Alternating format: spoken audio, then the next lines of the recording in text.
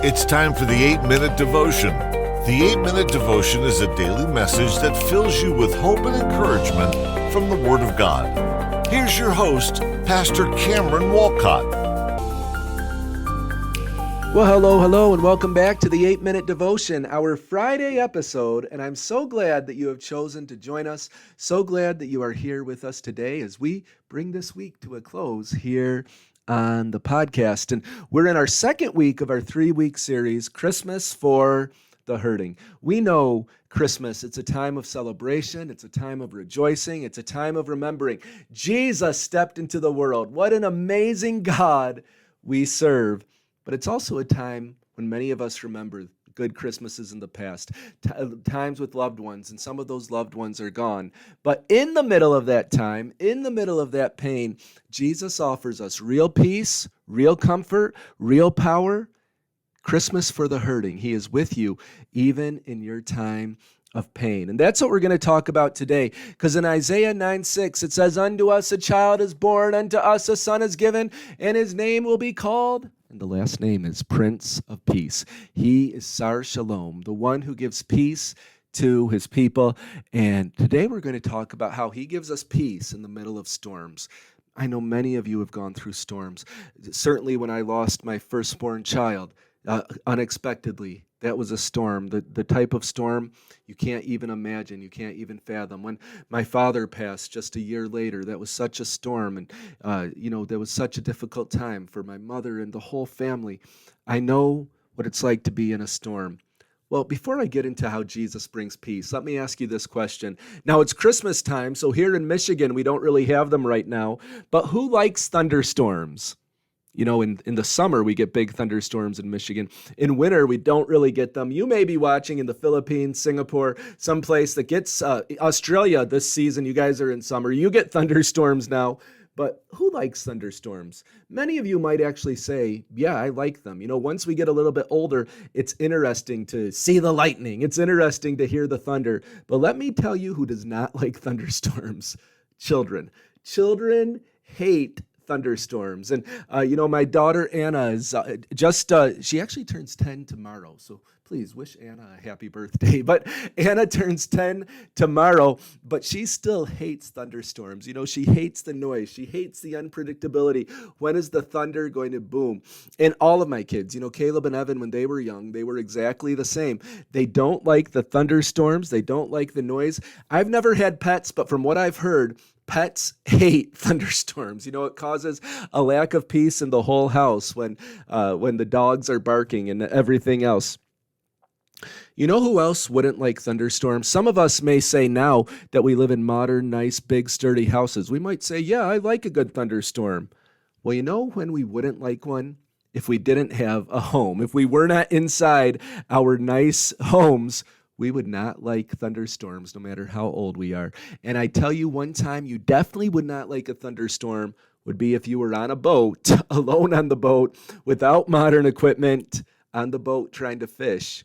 You wouldn't like a storm. It wouldn't be like, oh, nice, look at this, listen to the thunder. No, it would be terrifying. And of course, in Mark 5, we can read a story of a time Jesus and his disciples were caught on a boat in the middle of a great storm. Mark 5, starting in verse 35. On that day, when evening had come, Jesus said to them, "Let us go across to the other side." And leaving the crowd, they took him with them in the boat, just as he was, and other boats were with him. So Jesus had just delivered a man with a legion of demons. He had just cast out the demons, set the man free. He brought peace this very day to that man full of demons. Now him and his disciples are just going on a boat to get to the other side. It's routine. It's easy. It's like just driving to the other side of town. But then something happens in verses 37 and 38. And a great windstorm arose, and the waves were breaking into the boat, so that the boat was already filling. But he was in the stern, asleep on the cushion. And they woke him and said to him, "Teacher, do you not care that we are perishing?" The wind and waves start howling and start beating down on the boat. So extremes, with such intensity, it says they were breaking the boat. The disciples are very worried that they're going to sink. Water is filling the boat. It's becoming very dangerous. The disciples are all in a frantic panic. What's Jesus doing? He's sleeping on a cushion. He's not only sleeping, but he has his head on a cushion asleep. You see, Jesus knew it wasn't his time. He knew what his Father had called him to do. He knew things were fine, but his disciples were not so sure. And the disciples actually make a shocking statement. They shake Jesus and they go, "Don't you care? Don't you care that we're perishing?" They should not have said that, but it revealed what was going on in their hearts. They were in an absolute panic. Jesus is just asleep. Have you ever felt like those disciples?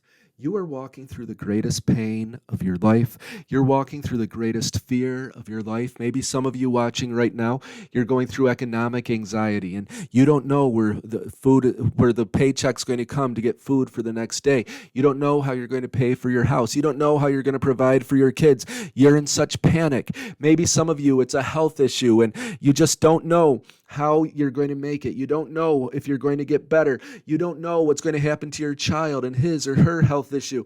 And you're so worried.